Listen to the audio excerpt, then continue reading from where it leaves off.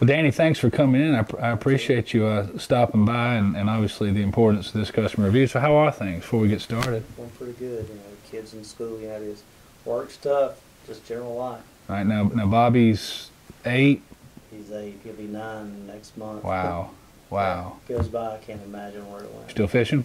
Yeah, as much as I can. Work keep you tied down a lot. Don't get enough chance to, but as much as I can. And you guys been doing okay? We're doing wonderful. We're doing wonderful. Mine are 8 and 2 now, and growing up, so I understand exactly where you're at, and just trying to enjoy things. And you done anything fun this summer?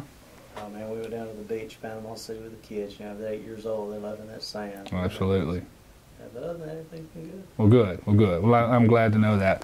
Before we get started, let me update. Obviously numbers and emails change, and it's a good way to communicate these days. I know how busy you are.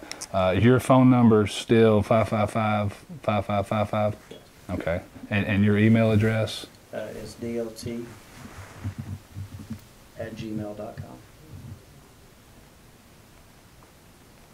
All right. I know that's a more convenient way to communicate sometimes. If we ever need you, that'd be good. And in case the phones are out, we need to get in touch with you.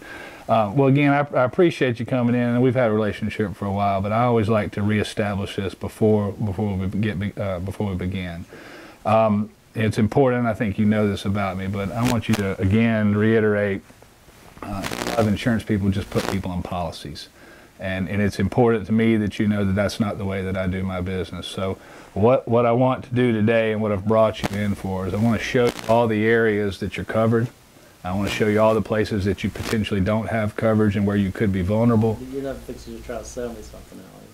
That's not the whole idea of this, is it? That's not the idea at all. The idea is that I want to point out the places that you're. That's my job as a professional. I want to show you the places that you're covered.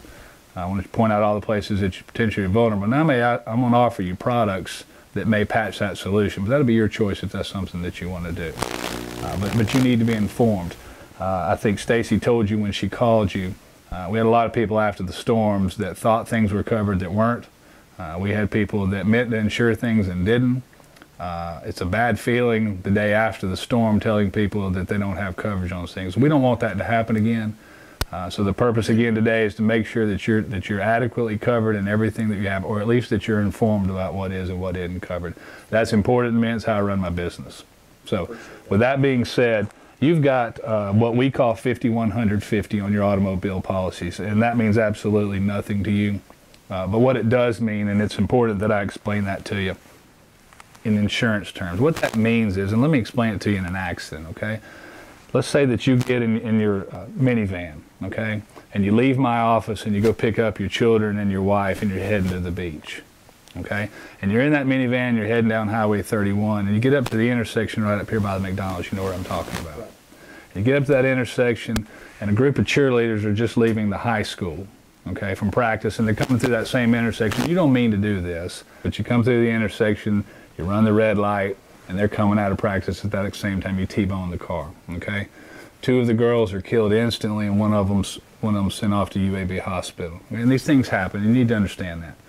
In the accident that I just described to you, this is what your coverages are going to do, okay? The first $50,000 of coverage is going to take care of people in the accident, or one individual within the accident that was injured, okay? There's going to be $100,000 of coverage that's going to take care of all of the people involved in the accident, with the exception of the people in your car. You need to understand that too. This is the other cars involved.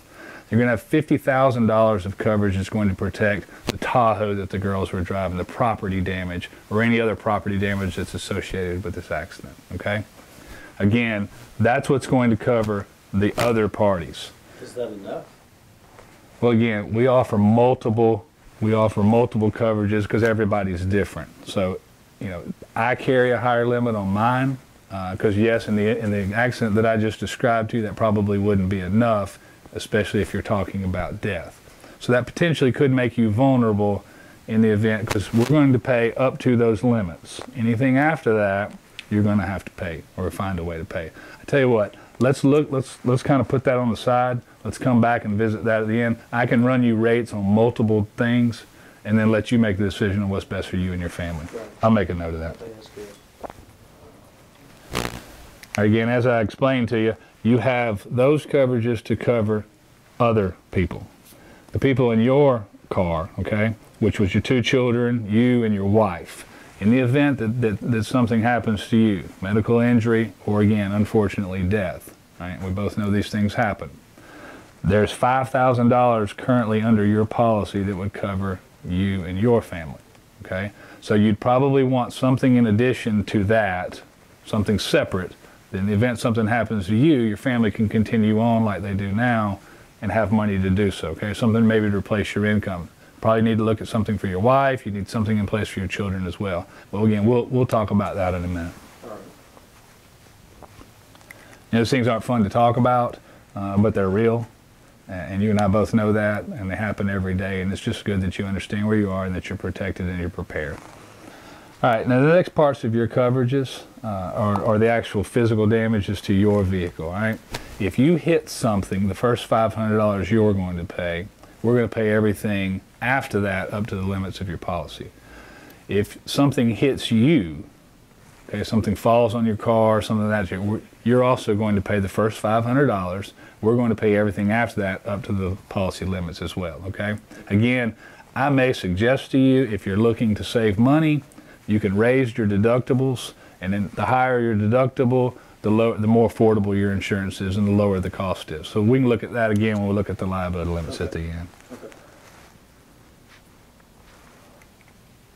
Okay. You also have uninsured motorists with us in the amount of $25,000 to $50,000, okay? So in the event someone hits you and they don't have insurance, there's coverage up to those limits to take care of you, okay?